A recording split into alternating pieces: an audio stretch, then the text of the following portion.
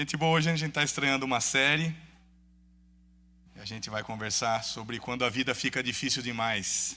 A vida já é complicada, né? Mas tem hora que parece que azeda o pé do frango de vez. Nós vamos falar de alguns assuntos que talvez não sejam bem-vindos nem nas nossas rodas de conversa, muito menos aos domingos antecedendo uma segunda, né? Todo mundo cai naquela deprê com a musiquinha do Fantástico. A gente vai falar de doença, vai falar de velhice, vai falar de luto. Coisas que são indesejáveis, mas coisas que são inevitáveis. E a gente sabe que vai passar por isso uma hora ou outra, né? Não tem como você escapar. Uma hora ou outra você vai ter que enfrentar essa realidade, de uma forma ou de outra. Mas a questão só, gente, não é tanto a doença em si, tanto a velhice ou tanto o luto. A questão é que essas coisas trazem a reboque outras. É sempre um combo. E é com isso que a gente tem que tomar cuidado, e é com isso que a gente tem que aprender a lidar.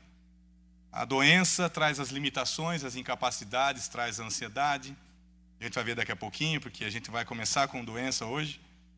A velhice, não é que ela vai roubar seus cabelos, como está fazendo com os meus, vai te entregar algumas rugas. A velhice deixa um problema muito sério, a solidão. Solidão. Nem todos os filhos visitam os pais. E às vezes aquelas vésperas de feriado que você espera com tanta expectativa, um farolzinho virar a esquina, e isso não acontece. E a gente sabe que o luto traz muita desorientação na vida. Principalmente quando ele é repentino. A morte vem e arranca os nossos entes queridos de uma hora para outra. Eu me lembro que quando meu pai faleceu, a gente já esperava, meu pai estava doente há muito tempo. Então foi uma coisa já que a gente foi se acostumando com a ideia. Embora seja comum, não é normal, né? Mas eu lembro que eu entrei na casa da minha mãe, eu passei pelo quarto dele, eu vi a cadeira do papai, eu vi a cama, é sinistro, cara. É sinistro. Por mais que a gente tenha esperança, ainda assim dói. Dói. Então a gente vai falar sobre esses assuntos esse mês. Que Deus os abençoe. Isso aqui não é autoajuda, gente. Isso aqui não é solução mágica. Não vou chegar aqui para vocês com um clichê, tipo, vai passar, Deus tem um propósito. A gente não vai fazer isso. É o paciente trabalho do encorajamento e orientação do Evangelho. É isso que a gente vai fazer. A gente não tem todas as respostas, nem pretende fazer isso. A gente não se arrisca a essas coisas. Mas a gente quer abrir um caminho aí para você encontrar uma direção divina para a sua vida. Viver bem, gente, não é viver sem problemas. Viver bem é saber lidar bem com as dificuldades. Então, se você quer saber como conviver bem com as coisas que você mais teme, quero que você participe esse mês conosco aí, tá bom? Hoje a gente vai começar falando sobre doença. Todo mundo aqui já ficou doente, certo? Mesmo aqueles com saúde de ferro, que vão na academia, tá em dia, sabe? Não é aquele que paga mensalidade igual o Filipão e não vai, né? Aqueles que seguem à risca uma dieta fit.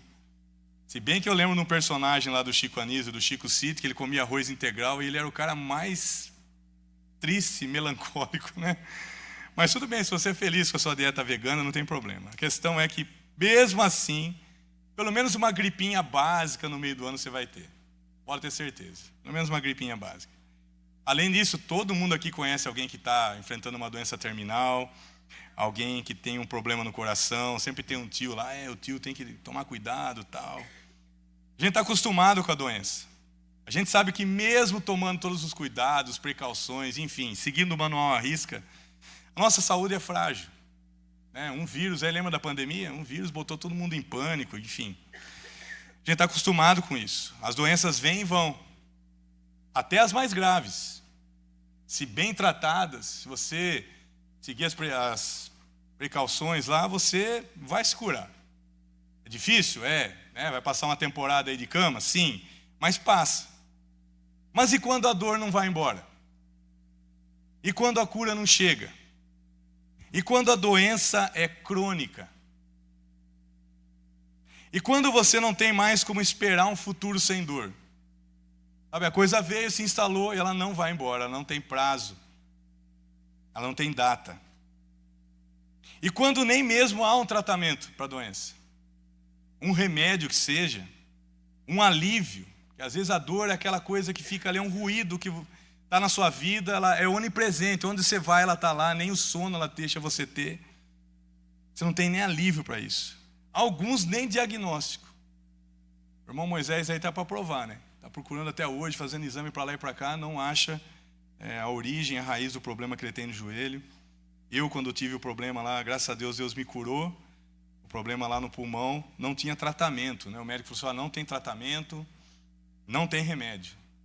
E a sua doença pode migrar para o sistema nervoso ou sistema digestivo. Né? Você leva aquele susto. Né? Não sei se você já se deparou com um diagnóstico ruim. É complicado, a gente sai sem o Waze lá, né? Sem GPS do consultório. E, gente, a dor nunca vem sozinha. A doença nunca vem sozinha. Com ela vem as perdas, vem as privações, né? Sua vida não vai... Você vai perder contato social, você vai ter que limitar a sua vida, não só a dieta, mas convívio, idas e vindas, endereços que você frequenta. A vida fica bem limitada. E as ansiedades, porque e agora? Como é que vai ser? Primeira pergunta que eu fiz com o diagnóstico de sarcoidose pulmonar, quando eu saí do consultório, eu falei, como vai ser agora? No que vai dar isso? Será que eu dou conta? E aí vem as adaptações que você tem que fazer, vem os exames, um atrás do outro, os tratamentos e más notícias. Olha, continua ali. Olha, não melhorou. Cara, deu uma piorada. Aí vem a negação, porque quando a gente tem um diagnóstico, a gente quer negar. É um mecanismo que a gente tem. Não sei se vocês já leram aquele livro sobre a morte e o morrer. Já leram esse livro aí? Tem as 5 respostas que a gente vai dando. A negação é a primeira. Não, vai ficar tudo bem. Cara, aqui a gente quer mentir para a gente mesmo.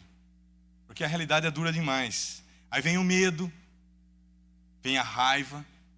Por que isso está acontecendo comigo? Por que não pegou esse vizinho pilantra que eu tenho? Eu vou fazer umas brincadeiras aqui para deixar leve, irmão, porque o assunto hoje é da pesada, né? Essas doenças podem não matar, mas elas vão roubar a vida que você tinha. Doença crônica não é letal, mas ela não mata você, mas ela rouba a vida que você tem. Ela leva embora. E se você é cristão, você vai enfrentar uma batalha a mais. Percebeu que para a gente sempre a coisa piora? Você vai enfrentar uma batalha a mais. Que não é só o trabalho de adaptar o seu corpo aos ambientes agora, mas a luta para conciliar suas crenças com a realidade que você está vivendo. Porque a conta não fecha. Se Deus me amasse, Ele ia deixar acontecer isso comigo? Se Deus é todo poderoso, pode fazer alguma coisa, por que não faz nada nem para aliviar a minha dor? Numa situação assim, o que o cristão faz? O que se espera que o cristão faça? Uma quinta-feira eu já falei isso, qual é a reação nossa? Quando a coisa ficar ruim. Você ora, né, irmão? Espero, né? Espero que você ore. Pelo menos isso. Mesmo sem fé, porque às vezes a oração nossa é puro desespero. Senhor, salva. Você acha que Pedro tinha fé naquela hora que ele estava afundando? Aquilo lá foi puro desespero, mas Deus ouviu. Você ora. Mas e quando nem a oração funciona? Você está mandando endereço para carta para um endereço que não existe. Como que a gente se mantém minimamente crente quando a dor não passa e as orações não são respondidas? Porque além de tudo, você tem que se manter crente. Eu estava lendo ontem um blog, depois eu até posso compartilhar com vocês. Cara, é de chorar a esposa de um pastor com uma doença crônica, acamada, e o que ela fazia para não ser esquecida, para se sentir útil, e como ela lutava para manter uma imagem de fé para os irmãos da igreja. Como que a gente pode viver bem, apesar da dor, das limitações que ela trouxe, das incertezas sobre o futuro? Tenho certeza, cara, se você... Eu hoje não tenho, graças a Deus. O pulmão ficou bem lesado, mas a doença foi embora. Você não queria estar onde você está. Mas é o lugar que você está, é o lugar que você se encontra. E você tem que se virar aí. Se a dor não passa, o diagnóstico não muda, e as limitações vão aumentando, o que resta para nós? Então, se você é um cristão com uma doença crônica, eu quero que você preste atenção na mensagem de hoje. A gente vai conversar sobre como conviver bem com um diagnóstico ruim. Como conviver bem com um diagnóstico ruim. Repito, eu não tenho pretensão de dar todas as respostas, porque eu não tenho. Eu falo de um lugar, não tenho lugar de fala, porque eu não sou médico. O lugar de fala meu foi como paciente, foi como uma pessoa que foi portador de uma doença autoimune, chamada sarcoidose pulmonar. E o pulmão ficou lesado, mas ela foi embora. Então eu falo a partir da minha experiência. E a partir daquilo que, lógico, você não veio aqui ouvir experiência, você não vai, isso aqui não é palestra, isso aqui é uma mensagem de Deus. E eu vou conciliar a experiência que eu tive com o Evangelho. Nosso objetivo hoje, repito, é oferecer um caminho para você. Um caminho para o fortalecimento espiritual, a fim de você se adaptar melhor a essa realidade que chegou, que você não queria, mas que você está aí. E para você poder encontrar força no Senhor. Então eu quero que você abra em 2 Coríntios 12, versos 1 a 10. 2 Coríntios 12, versos 1 a 10. Eu estou lendo na NVT, se puder trocar aí, se não for muito difícil. 2 Coríntios 12, versos 1 a 10 na NVT.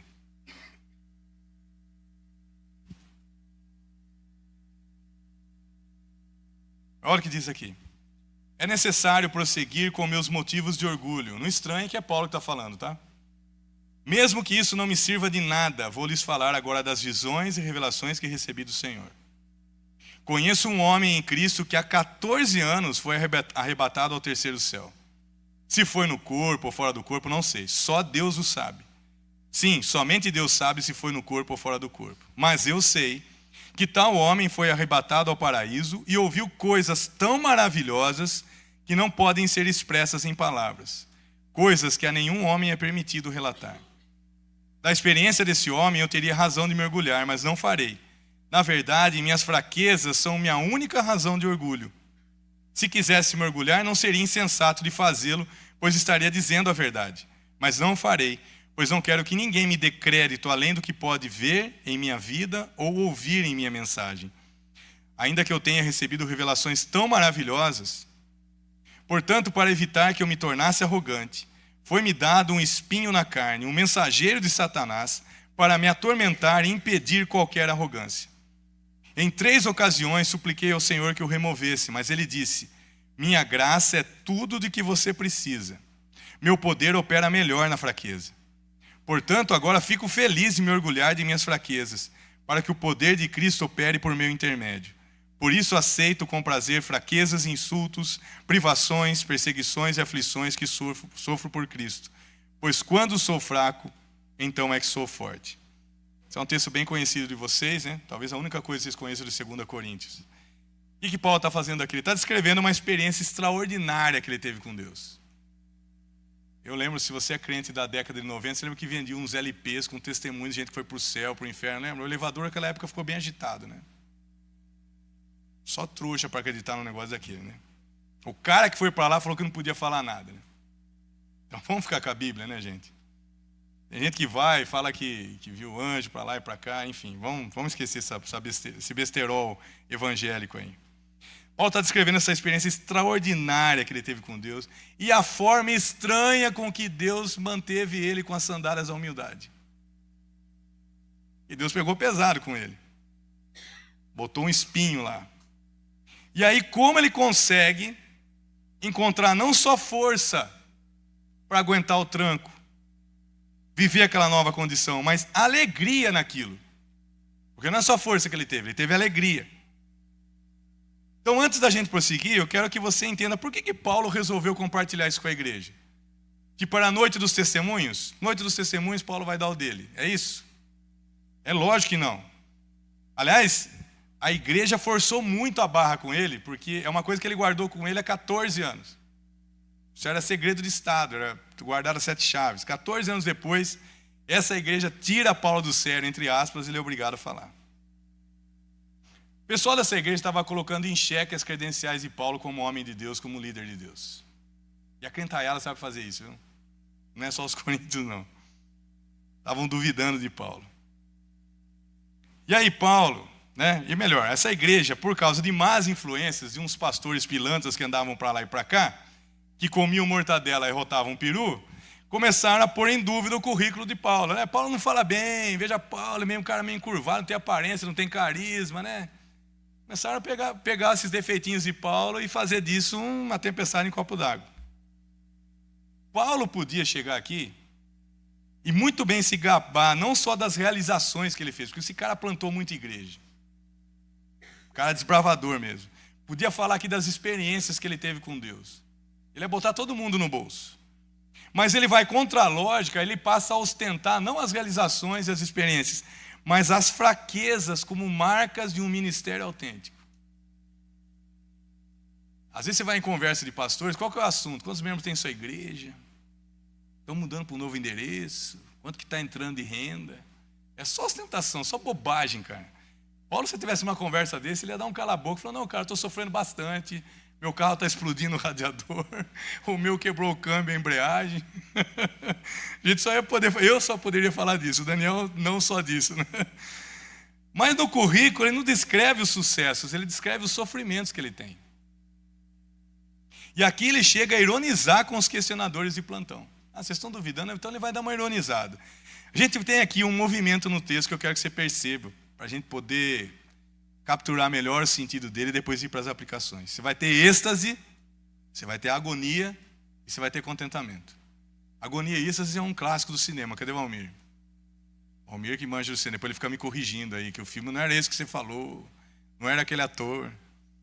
Eu sei que agonia e êxtase é um filmaço, um clássico. Agonia e êxtase. Paulo vai ao contrário, é êxtase e agonia. E depois contentamento. Então você vai ter uma experiência gloriosa, tá bom? Nos versos 4 e 6, uma experiência gloriosa. Depois você vai ter uma experiência assim muito aflitiva, dolorosa, e depois uma experiência que vai contra a lógica, que é o contentamento. Então ele vai começar a contar essa experiência dele, que ele foi para o terceiro céu, está cheio de dedos, está pisando em ovos, porque ele não está confortável. Paulo é um cara humilde, ele não está confortável em fazer isso. Mas o pessoal forçou ele, falou, então vou ter que falar, né? Ele fala até na terceira pessoa, conheço um homem e tal, né? Depois no verso 7 que você descobre que é ele. E não é para menos que ele está pisando em ovos, ele só foi até o terceiro céu, gente. Para os judeus, na cabeça dos judeus, tinham 3 céus, né? Tem uma novela que chamava Sétimo Céu também, só referência velha, né, meu? Só referência das antigas, né? Janete e Claire, vocês não lembram, né? Primeiro céu, o céu das nuvens, irmão. O segundo céu, o sol das estrelas. O terceiro céu era o lugar onde Deus estava, os anjos. Ele só foi lá, pegou o elevador, chegou no andar, assim, do CEO, entendeu? Da sala de controle do universo, só chegou lá, Paulão. O bagulho foi tão doido, irmão, que nem ele sabe como aconteceu, se foi no corpo ou fora do corpo. Ele não tinha como explicar, não sei, cara. O negócio foi louco. Pelos cálculos, a gente acha que foi no começo da conversão, porque 14 anos antes dessa carta. Pega a data da carta, soma 14 anos. Pode ser que no tempo que ele ficou cego lá na casa daquele irmão, né? Não posso afirmar com certeza. E ele não só viu coisas, ele ouviu coisas. E Deus pede para ele não contar nada para ninguém. Imagina, Deus revela um negócio desse para você e fala assim, shh. Ainda bem que não levou mulher para lá, né? Oh, perdão, irmãs, perdão. É para testar a fé, é para testar a fé. Vocês orem por mim. Foi o dia de vocês ontem, hoje a piada veio, né? Deus pede para ele guardar. Olha como fica um tumulto, não pode me as irmãs, mata mesmo as irmãs. E ele não podia dar spoiler para ninguém. Paulo, o que ele está fazendo aqui? Ele está trucando com Zap 7 Copas a turma que achava que, nossa, eu tenho experiência com Deus, eu também. E um ficava fazendo coisa melhor que o outro. Paulo falou assim, eu só fui até o terceiro céu. Pronto, acabou. Truco 6, 12, acabou. Só que Paulo continua. Ele vai falar da agonia dele, versos 7 a 9. Uma experiência bem aflitiva. Ele nem aterrissou na terra, cara. Ele vai logo tomando uns tapas do capiroto. Um mensageiro de Satanás está lá. Então ele foi da exaltação à humilhação, que é o caminho contrário do crente, em queda livre. Foi do céu ao inferno literalmente em 0 segundo. Depois de uma experiência gloriosa daquelas, ele passa a experimentar uma dor incômoda, porque era um espinho. Já teve um strep na mão? O espinho aqui é muito maior que o espinho que você está acostumado, tá? Era bem maior aqui para a descrição do grego. Mas é uma dor incômoda, que está lá. Contínua, porque o verbo está na voz ativa, então era um negócio que não passava, era dia e noite. E diabólica, espiritual, porque é um mensageiro de Satanás que está fazendo isso. É estranho, né? Estranho para nós batistas assim, puxa vida, tem isso aí? Tinha uma mulher que foi oprimida pelo diabo 18 anos dentro da casa de Deus, na sinagoga. Cabuloso, irmão. Paulo, hein? Muitas especulações surgem sobre o que seria esse espinho, se era um opositor feroz que ele tinha, um cara que persegue ele, se era uma tentação constante, se era uma doença crônica, e dizem até que poderia ser uma esposa chata. Isso aí não fui eu que falei, tá? É um comentário que tinha. Mas a gente sabe que era algo que afligia a sua saúde física, porque ele falou que era onde? Na carne. E que era perturbador mesmo, de tirar ele do sério, tirar ele do eixo, porque atormentava ele. Já imaginou? Vamos pensando nisso. A gente não sabe exatamente o que é. Tem suspeitas. Gálatas 3, 4 e 15 vai dizer que aquela comunidade surge por causa de um problema que Paulo tinha. Ele falou, se vocês pudessem, te arrancavam os olhos, provavelmente um problema de visão. Porque teve uma época que ele ofende um sacerdote e a turma fala, porque ele não reconheceu o sacerdote, porque ele não enxergava bem. Né? Não sabe, nada de concreto é provado. Então, era doloroso, era contínuo, era perturbador. E sabe o que mais? Apesar do diabo estar executando isso, quem que determinou isso na vida de Paulo? Quem que determinou isso na vida de Paulo? Deus. Como assim? Aí Paulo faz o quê? Ele ora. E o que Paulo tem em troca da oração dele? Silêncio. Silêncio. O céu não responde. Aí ele ora mais. E aí qual a resposta que ele tem? Nada do que ele esperava. Nem alívio. Uma resposta bem contrária. Fosse o que fosse esse espinho, que a gente não sabe, ele ia tornar tudo que Paulo fizesse na vida, e principalmente no ministério, muito, muito, muito difícil. Isso aqui surgiu antes dele plantar a primeira igreja, dele formar a teologia cristã, surgiu bem antes de tudo, é bem no começo da carreira dele, do chamado dele. Então isso ia dificultar demais. A impressão, talvez Paulo ficasse confuso, o que o senhor está querendo? O senhor está dificultando o meu chamado? O senhor está cancelando o meu chamado? Não é para eu fazer mais nada? Como é que Paulo vai reagir a uma realidade que não vai mudar? Deus, eu não vou tirar a sua dor, Paulo. E aí vem a experiência que é ilógica, que é contrária à razão, versos 9 a 10, que é o contentamento. Eu esperava de Paulo revolta, amargura, desânimo, mas não, o que tem é contentamento. Mesmo sabendo que ele teria de conviver com aquilo para sempre, e tendo que seguir com a vida, com o chamado, ele não apenas encontrou força naquela condição, ele encontrou também alegria. Eu me glorio, eu tenho prazer nas minhas fraquezas. E ele não está louco, ele não pirou. Ele passa a se gabar da fraqueza que antes o constrangia e limitava, entendeu? A coisa que constrangia, envergonhava ele, limitava ele, que ninguém gosta de falar de fraqueza, agora ele está se gabando dela. Você entendeu o que eu quero dizer com se gabando, né? Ele entendeu que a sua dor não era um acidente. Como que ele conseguiu chegar nessa experiência de contentamento? De encontrar força na fraqueza e alegria na dor. Como é que ele chega nisso? Porque ele entendeu que a dor não era um acidente. Ele diz, um espinho me foi dado. Não é um acidente, não é obra do acaso. Um Deus soberano e misericordioso me entregou isso. E se veio das mãos dele, não pode ser ruim. Por mais que doa. Ele entendeu o que essa dor fazia com ele. Essa dor fez o que com ele? O colocou de joelhos diante de Deus. E qualquer coisa que aproxime você de Deus é bênção, meu irmão. Às vezes a única coisa que está te mantendo de joelho é o seu problema. Então agradeça a Deus por ele. Eu nunca orei tanto na minha vida quando eu fiquei com o diagnóstico. Principalmente até chegar na resposta lá depois da biópsia. E mais, ele entendeu que aquela dor estava lá como uma cerca, uma proteção de um mal muito maior, para que ele não se orgulhasse. Aquilo era uma cerca, uma proteção. Às vezes o mal que Deus permite na nossa vida é para evitar um mal maior, gente. E ele entendeu que aquela fraqueza, na verdade, não era o oposto da força. Na verdade, era o ponto de encontro com o verdadeiro poder, o poder de Deus. Por isso, quando eu sou fraco, é que eu sou forte. E mais, gente, aquela dor foi uma porta para ele testemunhar para muita gente sobre a graça do Evangelho. Eu não imaginava, eu fiquei, sabe, visão de corredor? Com o meu diagnóstico, a minha doença e tal. Eu voltei a trabalhar depois de um tempo, da convalescência e tal.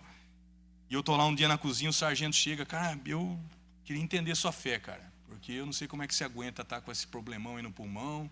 Você vive de boa, vive dando risada. Eu falei, porque eu não bato bem, eu pensei, né? Porque eu não bato, não é fé não, é meio doideira assim, mas tudo bem. Cara, aquilo abriu muita porta para falar com as pessoas. A depressão que eu tive, que veio a reboque, me ajudou muito a falar com gente que tem depressão. Cara, é uma porta para você testemunhar, pode ter certeza. Bom, vamos aplicar, gente. Vamos aplicar. O que Paulo fez para encontrar, repito, não só a força para conviver com aquilo, mas até alegria na dor. Como ele não deixou que aquela limitação o limitasse na vida e no ministério? E o que a gente precisa fazer para viver bem com um diagnóstico ruim? O que a gente precisa fazer para viver bem com um diagnóstico ruim? Gente, entendam bem, a série aqui não é falar de todas as doenças, não vou falar de doença terminal, de doença grave. Isso aqui é para despertar vocês a estudarem. Quem sabe no futuro aí, a gente continua o assunto, traz profissionais de saúde aqui, né? Muita coisa pode acontecer, o senhor pode estar guiando a gente através dessa série, inclusive, né? Tem muito cuidado com o pessoal da terceira idade, com o pessoal que está vivendo luto. Eu quero falar hoje só de doença crônica. E falar assim, não vou dizer superficial, mas eu vou ser bem simples, não vou me aprofundar tanto. O que a gente faz para viver bem com um diagnóstico ruim? Primeira coisa que a gente tem que fazer: ore com o coração aberto. Ore com o coração aberto. Orar é a coisa mais comum e básica que a gente faz, certo? Pelo menos se espera da gente. Todo mundo apela para o céu quando a coisa aperta. Até o ateu. Dependendo da situação, se o avião está caindo, pode ter certeza que o ateu vai falar. Se o pitbull escapar da cerca, ele vai. Deus me ajude. É a coisa mais básica, assim. Mas eu estou falando de um tipo diferente de oração. Porque nós cristãos, prestem atenção. Olha para as suas orações e você vai ver que ela se reduz a 2 pedidos. Você quer que Deus te prive de problemas ou que Deus te livre dos problemas? Podem reparar. Deus protege a nossa casa, protege nossos filhos. Você não quer problema para a sua vida. Ou você está passando, Deus tira essa dor, manda embora, dá um show Satanás, um capiroto que entrou na minha casa, o gafanhoto, que ultimamente está difícil. É isso que a gente ora, gente. Não é esse tipo de oração que eu estou falando, não. A gente tem que ir mais além. O que a gente deve orar quando tem um diagnóstico ruim? Tem que orar por cura? Agora os presbiterianos de plantão vão ficar com a orelhinha igual do pastor alemão, assim, ó. Porque se Deus é soberano e Ele permitiu você ter o diagnóstico, você orar não está sendo insubmisso a Ele? E aí? De jeito nenhum, irmão. Não deixa a teologia determinar, deixa a Bíblia orientar a sua oração e não a teologia determinar a sua oração, hein? A gente tem que orar o que vem ao coração. Ele falou, oração é o que vem ao coração diante de Deus. A gente tem que ser honesto com as nossas emoções. Eu lembro do testemunho daquela esposa de pastor, a dizer, eu ainda amo o meu Deus, eu ainda confio nele, mas eu confesso, eu estou ressentida com ele. É os Salmos, cara. O salmista, ele abre quando ele fala com Deus aberta, sem filtro. É isso que Deus quer de você, uma oração honesta. Tem espaço para você questionar, para você lamentar. Sim, a gente tem que orar por cura, sim. Mas nós precisamos orar também para além do silêncio de Deus. Porque às vezes você vai fazer oração igual Paulo fez, as primeiras lá e nada de resposta. A gente tem que bater na porta do céu com insistência. Precisamos orar com persistência também. O que a gente não pode deixar é persistência virar teimosia. Porque senão a cura vai virar uma obsessão para você. Como que se a sua vida dependesse para ela ficar boa de você ser curado. Então não adianta você ficar lá fazendo barganha, promessa por Deus. Se o Senhor me tirar dessa, eu vou fazer isso, aquilo, eu vou dar o dízimo, porque eu não estou dando, mas depois eu vou dar. A cura não tem, repito, que se tornar uma obsessão nas suas orações. Orar com o coração aberto é orar atento à resposta de Deus e principalmente submisso à resposta de Deus. É orar, até quando eu devo orar? Orar até você ter clareza sobre a resposta do Senhor, mesmo que essa resposta seja diferente ou contrária do que você esperava. A oração não tem que ser um protesto contra Deus, contra a vontade dEle. A oração é um caminho para você compreender a boa, perfeita e agradável vontade do Senhor e experimentar ela. Orar com o coração aberto vai proteger você da frustração e da amargura. Paulo orou com o coração aberto. E quando ele ouviu a resposta, ele se submeteu a ela. Ele queria uma resposta de Deus, não a resposta que ele queria. Ele queria a resposta que Deus ia dar. Ore com o coração aberto, se você está passando por um problema dessa natureza. Segundo, confie que a graça vai estar lá. Confie que a graça vai estar lá. Caminhe na força que a graça oferece. Minha graça vai ser suficiente, Paulo. A graça nunca vem de uma vez, gente. E a graça nunca chega na véspera. Mas ela vai estar lá sempre que você precisar. Graça para todo dia, nunca vai faltar graça. Não vai amanhecer um dia, hoje é feriado, os anjos esqueceram de colocar a graça lá no Mercado Livre para chegar para mim. Nunca vai existir isso. Não é só graça para todo dia, não. É graça para cada dia, porque cada dia tem o seu mal. Cada dia tem o seu pé. Tem dia que você passa melhor, tem dia que é pior. Mas a graça vai estar lá sendo suficiente para cada necessidade. Sempre o bastante, sempre disponível, sempre adequada. Agora, como é que a graça pode ser suficiente para me ajudar com as minhas fraquezas, as minhas dores, as minhas limitações? Ela sempre vem, seja na forma de uma paz inexplicável. Quem não veio quinta perdeu a irmã Karina dando testemunho. E ela falou que ela foi visitada por uma paz sobrenatural que excede todo entendimento. E que até ela achou estranho, porque ela falou que devia estar chorando, o que está acontecendo comigo? E a irmã Viviane precisou corrigir, mas você não pediu pela paz, a paz veio. É assim que acontece. A graça vem de diversas formas. Às vezes de um poder sobre-humano, para você fazer coisas que você nem com saúde faria. Ela te visita para fazer isso. Pelo consolo das Escrituras. Às vezes lendo a Bíblia, lendo um salmo, Deus toca em você e você se derrama em lágrimas e você tem uma experiência com Deus. Às vezes na presença de amigos. Eu lembro a irmã Débora, lógico, não era uma doença, era um problema que a irmã Débora estava passando, um problema muito grave com um dos filhos. E ela se viu desorientada, de repente muitos irmãos da igreja ali, limpando a casa, fazendo comida, cuidando, orando. Às vezes a graça se manifesta assim. Eu lembro, eu estava com depressão, com o diagnóstico recente, chovendo e tempo nublado. Para quem tem depressão é a pior coisa. Eu não consigo entender a relação de nuvem escura com depressão. Mas tem. Você fica pior. E eu era padrinho de um casamento. Eu falei, ai, minha esposa me arruma cada uma. E eu numa aflição, cara. E eu mandei mensagem para o irmão Marcos Soares. Eu lembro, uma chuva, chovia canivete, né? Chovendo demais. Eu falei, Marcos, eu estou muito mal, ore por mim. Ele falou, onde você está que eu estou indo aí? Eu falei, nem venha, cara, já bastou. A graça ali, suficiente. Aquilo me deu, puxa, tem alguém que, o cara está interessado, o cara viria aqui. Me consolou aquilo, cara. Graça para o que precisarmos, quando precisarmos. Porque se a dor não passa, a graça está lá. Se a dor não tem fim, a graça não tem limite. A graça não é apenas o favor imerecido para a nossa salvação. A graça também é uma força diária que te capacita a viver em toda e qualquer situação. Porque se Deus não remover a dor, Ele vai dar graça para você suportar. Como é que você acessa essa realidade, essa experiência? Apenas reconhecendo sua fraqueza e se colocando na dependência do Senhor em todo momento. E aí você vai poder fazer coro com Paulo e dizer, quando somos fracos, aí é que somos fortes. Quando eu admito a minha fraqueza e me coloco na dependência dele, eu experimento o poder dele. A força de Deus se manifesta. Então você ora com o coração aberto. E você confia que a graça vai estar lá. Terceiro e último, você precisa mudar a sua perspectiva sobre a sua dor. Sua dor não precisa ser o seu limite. Então pare de olhar para o que você perdeu. Pare de olhar para o que você perdeu. Cara, eu dou graças a Deus porque eu já não gostava de exercício físico. Não gosto. Mas o futebol eu consigo jogar na zaga. Consigo jogar um pouquinho. Hoje estou com uns probleminhas lá no joelho, mas é coisa de velhice mesmo, né? O pastor Daniel traz, e vou estar aqui semana que vem para ouvir as recomendações do pastor Daniel. Não olhe para o que você perdeu, não olhe para o que piorou na sua vida.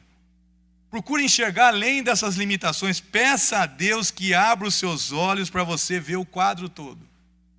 A oração de Eliseu para o servo Geazi, quando eles estão cercados lá na capital Samaria pelo exército inimigo, o Geazi entra em desespero, falou, cara, a casa caiu, vão entrar, vão invadir, vão arrebentar com tudo.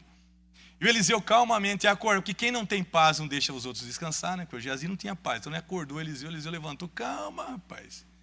E o Eliseu faz uma oração estranhíssima, né? Senhor, vai me mandar descer fogo do céu nos inimigos. O Eliseu ora assim, Senhor, abre os olhos desse rapaz aqui. Quando abre os olhos do Geazi, o que ele vê? Ao redor daquele exército inimigo havia multidões de cavalos de fogo, os anjos de guerra do Senhor, os exércitos do Senhor. Então, o inimigo continuava lá. O problema estava lá. Mas ele conseguiu ver que além do problema, havia muito mais para agradecer, havia muito mais a favor do que contra. Peça para Deus abrir os seus olhos. Sua dor não precisa ser um obstáculo, ela pode ser uma oportunidade. Uma oportunidade para você estar mais perto de Deus. Uma oportunidade para você testemunhar melhor do Evangelho. Uma oportunidade para você acessar mais o poder dele. Ela não é obra do acaso ou de forças malignas, mas é um dom de Deus, de um Deus cheio de graça e poder que quer o seu bem, mesmo que esse bem custe a sua saúde. Lembre-se, meu irmão, para terminar, sua dor tem um propósito. Sua dor tem um propósito. Sua doença veio para curar você. Sua doença veio para curar você. Ela não foi dada para te punir, mas para te abençoar, seja livrando de males ou te dando oportunidades para ficar mais perto de Deus. Sua dor tem um propósito. Segundo, sua dor contém uma promessa. A promessa da graça, da força diária, da força para cada dia. Terceiro, sua dor esconde um poder. Perder suas forças, irmãos, significa te colocar em conexão com a onipotência divina, com o verdadeiro poder.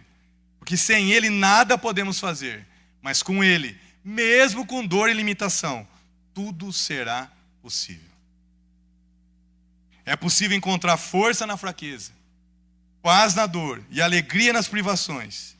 E essa experiência está disponível àqueles que oram com o coração aberto, aprendem a depender da graça e têm os olhos abertos para ver além daquilo que eles percebem. Amém?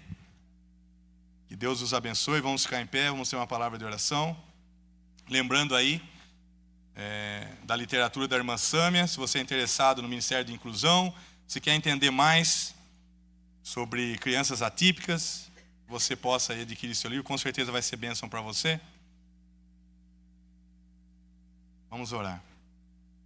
Pai, eu quero te agradecer, porque o Senhor tem movido nossos corações a discutir assuntos que talvez não sejam bem-vindos, assuntos que sejam desconfortáveis, mas assuntos que são necessários e nós precisamos da orientação do Senhor sobre eles. Nós não sabemos tudo, somos uma igreja bem simples, somos pessoas que estamos aprendendo com o Senhor, mas aquilo que a gente tem de experiência, aquilo que a gente sabe do Evangelho, a gente gosta de compartilhar, para fazer bem para o teu povo, para abençoar o teu povo, Senhor. Cuida de cada um que esteve aqui. Talvez alguém esteja aqui sofrendo com um diagnóstico ruim, alguém tenha uma dor crônica que não passa, alguém está cansado de orar, alguém que não vê mais vida, alguém que não consegue enxergar um futuro sem dor. E hoje o Senhor esteja abrindo os olhos para que ele possa ver muito além dessas limitações, muito além das coisas que eles percebem. Que eles possam ver a tua graça disponível, suficiente, para cada dia e para todo dia. Pai, abençoa a tua igreja. Nos orienta, Senhor, que a tua boa mão seja sobre as nossas vidas. Que o Senhor cuide de cada um aqui, dando uma semana abençoadíssima na tua presença. Que a gente possa chegar mais perto de ti. Nem que seja a dor, como diz o hino. Nem que seja a dor que nos leve a ti. Mas que a gente fique perto do Senhor. Que é perto de ti que a gente pode encontrar a alegria indizível que as coisas desse mundo não podem nos dar. Senhor, visita também aquelas pessoas que estão aqui, que ainda não te conhecem, que não experimentaram do poder do Evangelho, que não conhecem a salvação. São assuntos estranhos para eles, mas eles se sentem, às vezes, incomodados e inquietos ouvindo a tua palavra. É o Senhor querendo despertar o coração, querendo convencer do pecado, da justiça e do juízo. Visita essas pessoas também aqui. Aquilo que a gente falhou, que o teu Espírito possa compensar e possa trazer o selo da promessa na vida deles, trazer a salvação e alegria para os anjos aí no céu. Nós oramos em nome do Senhor Jesus, nosso amado Salvador. Amém.